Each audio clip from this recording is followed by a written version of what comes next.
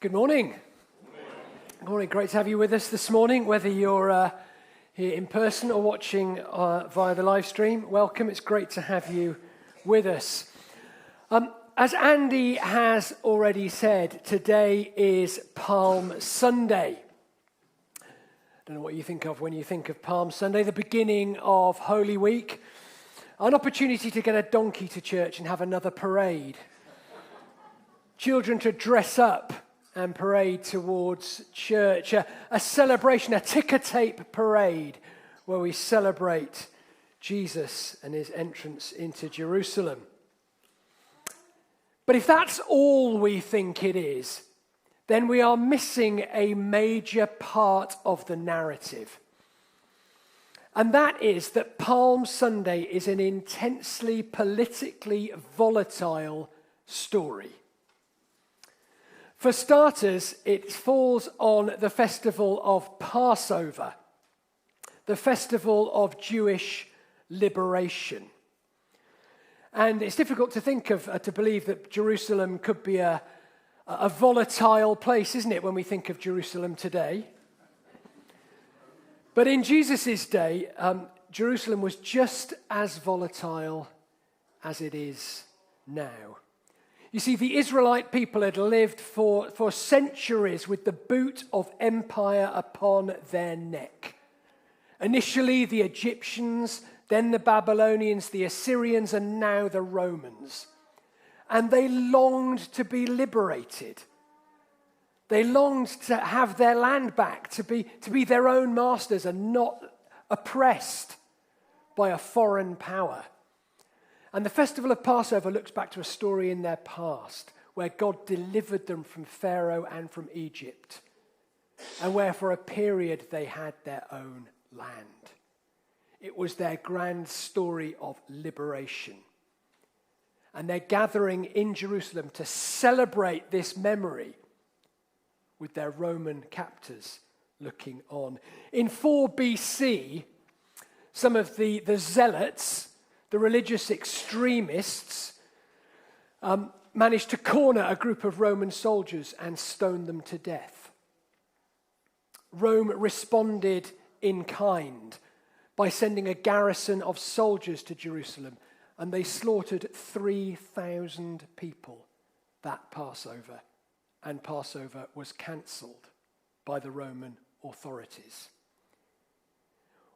Jerusalem is a powder keg waiting to explode, zealots preparing their petrol bombs as they remember this story of liberation.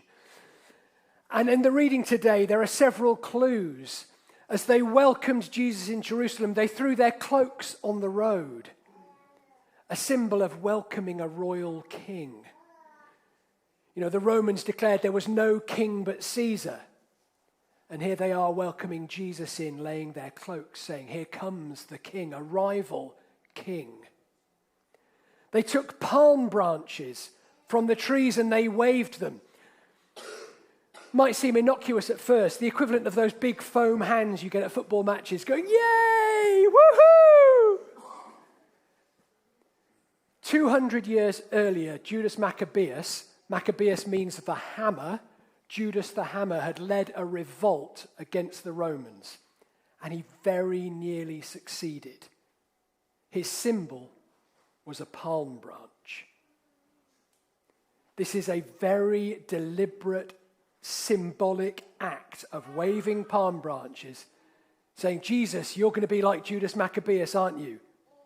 Are you going to be Jesus the hammer and deliver what is coming to the Romans?"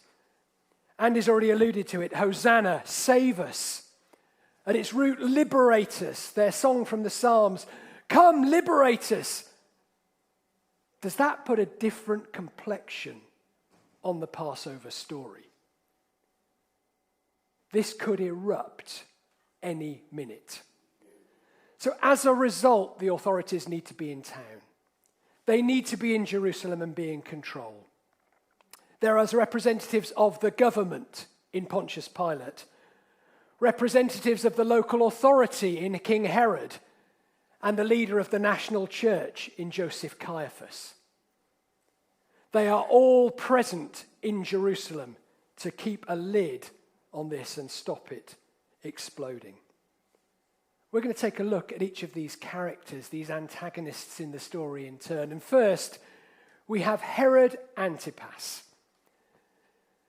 the king of the region, king of Judea, installed by Caesar himself, given his role by Caesar. He was the king in the area, the local king, the local authority, if you like, tetrarch, leader of a quarter of the Roman Empire.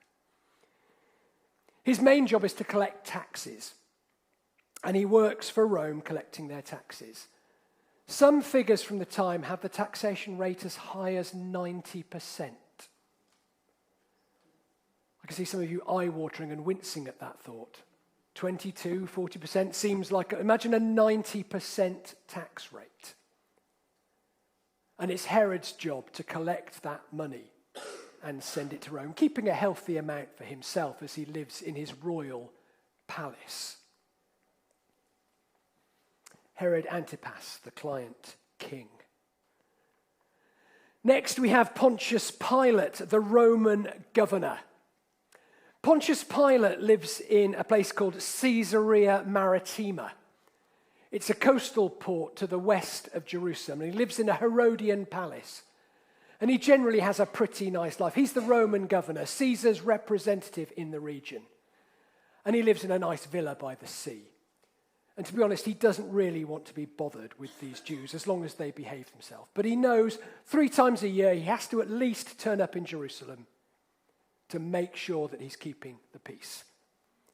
And he knows to do this in style. So once a year, Pontius Pilate would get on his horse, he would assemble a garrison of soldiers, and they would march their way to Jerusalem. Make no mistake, this is an intimidating show of force. This is a military parade arriving at the west gate in the city, saying, "Do not mess with Rome, because you know what happens if you mess with Rome. All your ideas of insurrection, all your ideas of rebellion, forget it. We are here. Do not mess." He's coming through the western gate on his warhorse, the same day that Jesus arrives through an eastern gate, riding on a donkey.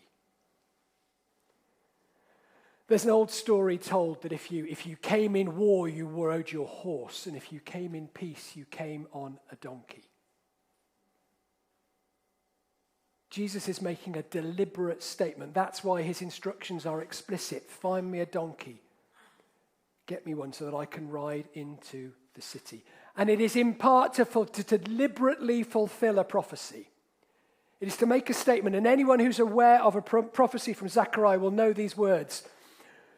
"Rejoice greatly, O daughter Zion. Shout aloud, O daughter Jerusalem. Lo, your king comes to you. Triumphant and victorious is he, humble and riding on a donkey. He will cut off the chariots from Ephraim and the war horse from Jerusalem. He shall command peace to the nations. His dominion shall be from sea to sea, to the ends of the earth." Jesus is arriving on a donkey as an act of peace, but as a direct contradiction, contrary to Pilate, who arrives on his warhorse.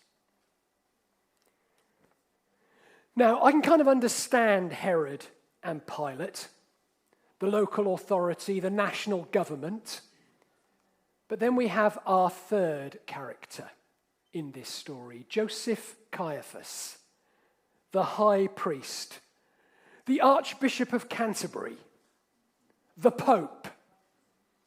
He's the third player in our narrative. And we heard in the reading, didn't we, about how Jesus arrived at the temple. The temple has become corrupt. The temple, you had to offer sacrifices. To offer a sacrifice, you had to buy the sacrifice at the temple. To buy the temple sacrifice, you could only use the temple's money, which meant you had to use their temple exchange. Their temple exchange was corrupt. So you paid them a vast sum of money for temple coin to buy your sacrifice. The temple was getting rich and fat on the religion of the day. And sitting at the top of that tree is Joseph Caiaphas. And Jesus, in a very deliberate action on the Monday, goes to the temple and turns the tables of the money changers, saying, this is not how it should be. This should be a house of prayer. He knows what he's doing. Jesus is challenging Joseph Caiaphas. I think perhaps the most interesting insight we have into this man is at the trial of Jesus. We read in John's Gospel that, you see, that the situation is this. Caiaphas can't crucify anyone. Herod can't crucify anyone. They want rid of Jesus, but they don't have the power to do it. Only Pilate has the power to do this. So they need Pilate on their side. So they're at the trial, and Pilate looks like he's going soft. He looks like he might release Jesus. So Caiaphas plays his trump card. He says to Pilate, if you release this man, you are no friend of Caesar. Ooh, hold on. That's going to get me into trouble. Pilate retorts, isn't this your king? Isn't this the one you've been waiting for? Isn't this the Messiah, the liberator? Isn't he your king, your Jewish king? At which point Caiaphas responds, we have no king but Caesar. It's almost like the mask has slipped off and he's let his true colours through. Could you imagine the Archbishop of Canterbury saying such words? Everyone, every child in Jerusalem knows the declaration is, we have no king but Yahweh. And here is the high priest. We have no king but Caesar. Talk about who should be charged with blasphemy. 3 antagonists in our story: Herod, Pilate, and Caiaphas. They all have vested interests in maintaining the status quo. They are all benefiting from the system as it stands, be it wealth from collecting the taxes, be it military influence and power, or be it religious position and respect. They sit on top of their respective trees and they like it there. And they do not want Jesus to challenge the status quo. I would suggest to you that Herod Antipas, his vested interest is financial self-interest. It's wealth. For Pontius Pilate, it is military power. And for Caiaphas, it's a corrupt church, religious power. It's interesting when Paul, the Apostle Paul in the New Testament, talks about powers and authorities in the gospel. He flicks between using them in 2 different senses. On one sense, he talks about national leaders. He's talking about Herod and Pilate and real people, real rulers and authorities. And then in the next breath, he is talking about powers and authorities as some kind of almost demonic force that exists, that is behind their actions. Those vested interests, financial self-interest, military power. He seems to flick between using the words in the sense of real people, but also the motivations that drive them. The powers and authorities that exist, the forces, the demonic forces in the universe that compel them forwards. These powers and authorities, these forces. And I would suggest to you that we still see those same forces at work in our world today. We see people driven by economic self-interest. We see a top 0.5% getting exceptionally rich while people struggle and suffer. We see militarism. We see the belief that violence, that acting, rallying an army and invading another country will bring you what you want. And sadly, we do see religious power. We might think of all those isms in society. You know those kind of words. Militarism, consumerism, all those isms, the forces, the powers that seem to drive our society. Paul flicks between talking about people and talking about these powers. And I think what we have in play in this Easter story this Holy Week is three antagonists, three characters, three real historical people. Pilate, Caiaphas, Herod. But we also have the forces that motivate and drive them. Demonic forces, dark forces that shape our world in corrupt ways. And Paul says something about those forces. He says this in the book of Colossians, that having divested those rulers and authorities of their power, he, that is Jesus, made a public example of them, triumphing over them by the cross. Friends, this is part of the narrative of Easter. That as we see these forces and these powers and these individuals conspiring to murder Jesus, to crucify Jesus, but as they do so, Jesus takes them, and the word here is divests them of their power, strips them of their power, reveals them as empty, and actually it is Jesus who triumphs over them by the cross. That was my sermon for today, until I hit Wednesday lunchtime this week, when I thought, but those powers are still they hold so much sway in our society, don't they? They still hold so much influence. How can I stand here and say that Jesus has stripped them of their power at the cross on Good Friday 2,000 years ago, and yet see them as so prevalent in our society? How do we know these forces, don't we? We know what I'm talking about on a spiritual level. Friends, Wednesday morning I plunged into a bit of a crisis of faith and hit the books. Because I never want to preach something that I can't stand up here and say, absolutely, I'm with this. I know how I'm going to understand this. So I spent until fairly late last night digging my way through this topic and thinking about what does this mean to say that Christ has stripped them of their power and their authority? I think I read something like 7 books, including Walter Wink's Naming the Powers, which is brilliant, by the way. I'd never read it, I just knew about it. This is where I got to, and it's that word divested. That became the key to unlocking this idea. Lawyers here, we know what a vested interest is. We've talked about vested power. By the power vested in me. You've heard that phrase? We divest. The word vest comes from an old Latin word for a tunic. You put power on like you put on the power given to you is put on like a tunic. Think of vestments in the church. Their power is given to them and they put it on.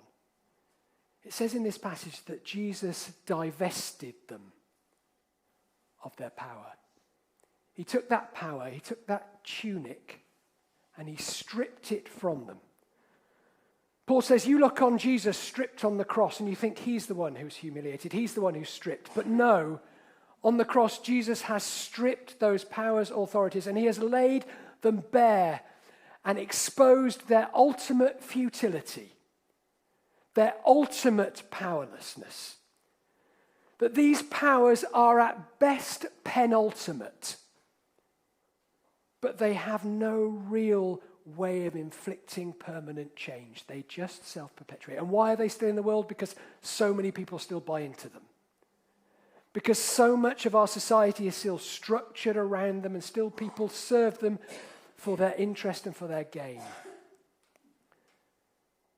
But the declaration of the Christian faith, and part of the declaration of Easter, is that Jesus has disempowered, divested those authorities of their power. and shown them to be, as I said, penultimate at best. Trying to give you some illustrations of what this might look like. Eugene Peterson, his translation in The Message, which was helpful, said this: he stripped all the spiritual talents in the universe of their sham authority. It's always helpful to go and see what Eugene Peterson says, because he has a great way of getting at the point. Let me give you a couple of examples. Walter Wink, in his book that I mentioned, Naming the Powers, tells a story. You'll have heard of the Emperor Nero, famous for persecuting the church, persecuting Christians, and feeding them to wild animals. It said it was lions. Actually, it probably wasn't lions. I think there's only one account of that. But having Christians put to death by wild animal. And Walter Wink tells of a story that's recorded in the records of the day of a group of Christians who were put to death by wild animal. And instead of fighting back, instead of providing the spectacle that Nero wanted, that the crowds had turned up in their lunch break, by the way, this was done at lunchtime, instead of turning up for the spectacle, what these Christians did is they knelt down and they prayed. And they were martyred.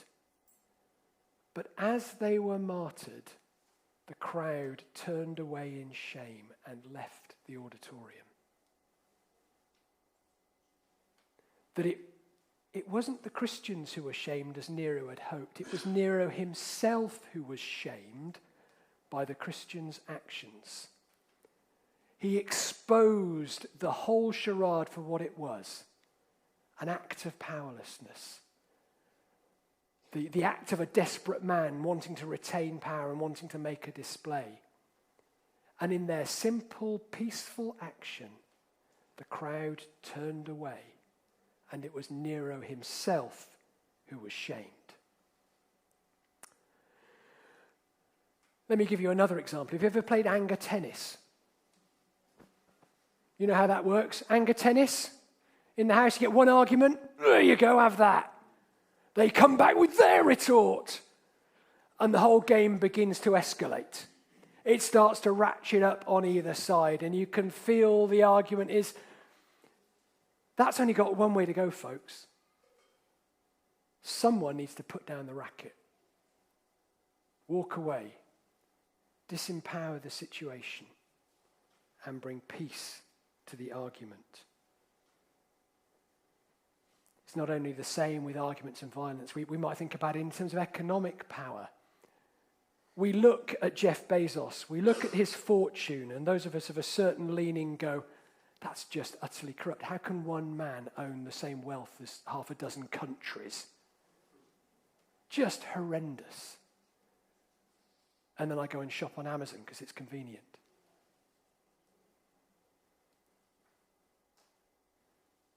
Perhaps if I need to complain about that, I need to use Amazon a bit less. Because I'm part of the system that put him there. And I do love my Amazon deliveries because they're convenient. Let me give you one last story to finish off, and then I'm going to read something to you. I was at a previous church in South London. I've not used many stories. I did a while ago, but I haven't done for a while. But I remember one occasion at that church. We'd put on a meal for the mums. A group of those mums were doing a fantastic job bringing up their kids. Holly, that's you there at the back in my arms. But anyway, they were doing a great job bringing up their kids, and we threw a meal for them to celebrate them, just to celebrate who they were and what they were doing. We also had an issue ongoing at the time with a group of lads who were constantly trying to get into the church and cause trouble, and we were trying to love them and care for them. And they'd come in and they'd kicked off a few times, and we had this meal for these mums, and we knew we wanted to make it special. We were in the church one Saturday evening, we're celebrating, having a great time, and I get a note, the lads are on their way. And I'm thinking, oh heck, here we go. What's going to kick off here? So I got to the door of the church, the door that opened there behind you, just as Daniel, that kid there, arrived. And I got a firm grip on the iron bar there, and a firm grip on the door there, and I stood there. We kind of used to have to occasionally run a door, because it used to get out of control. I stood there and I said, Daniel, you're not coming in today, my friend. I'm sorry. This is for somebody else. We've told you we run the Friday Youth Club for you guys. Come back on Friday, but this is for them. And Daniel's like, there's food in there. I'm getting in. And I got into this standoff with Daniel. And his guys behind him egging him on. And he just the look in his eyes. And I can win this. He's little. He's small, he's young. I'm bigger than him. I can win this. And everything male and red-blooded within me went, "Arr!" And then I looked at him and I thought, I'm the minister of the church. What am I doing? I need to lose this battle for a bigger story and a bigger narrative. And believe me, it took a lot to go, okay, we're going to have to deal with this a different way. And they flooded through the doors, and actually two of the mums, Lorraine and one of the other, were brilliant. They dealt with them in a way that I couldn't have done. It was totally non-confrontational, got them food, sorted them out, and sent them on their way. And I learned an important lesson that day about the penultimate power of masculinity, of assertion, of violence. Actually, there is a power far greater, far stronger. And when it says in this Easter narrative that Jesus took those powers that in Herod Antipas, in Joseph Caiaphas, and in Pontius Pilate, those powers that conspired to protect their vested interests and to murder Jesus, and the powers and forces that are behind them, the energies, the demonic forces that shaped that world that still shape ours. Part of the message of the cross and of Easter is that Jesus took those powers and he divested them, he stripped them, he laid them bare, he uncovered them, he showed them for the sham that they are. And that actually love and sacrifice and self-giving is where the real power and influence and authority and ability to change the world resides. Having divested the rulers and authorities of their power, he made a public example of them, triumphing over them by the cross. Amen? I want to finish with a short reading, if I can ask the musicians to come up. I want to finish in a place of worship, looking upon that cross of Jesus,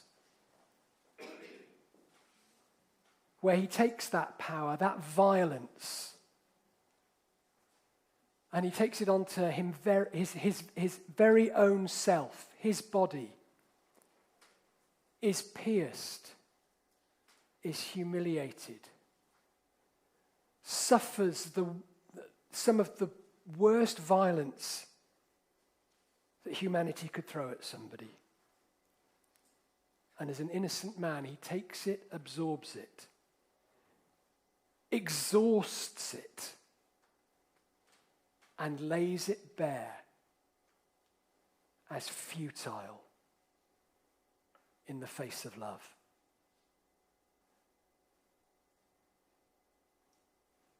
In an image-saturated world, a world of ubiquitous corporate logos permeating your consciousness, a world of dehydrated and captive imaginations in which we are too numbed, satiated, co-opted to be able to dream of life otherwise. A world in which the empire of global economic affluence has achieved the monopoly in our imaginations. In this world, Christ is the image of the invisible God. In this world, driven by images with a vengeance, Christ is the image par excellence, the image above all other images, the image that is not a facade, An image not trying to sell you anything. An image that refuses to co-opt you. Christ is the image of the invisible God. The image of God.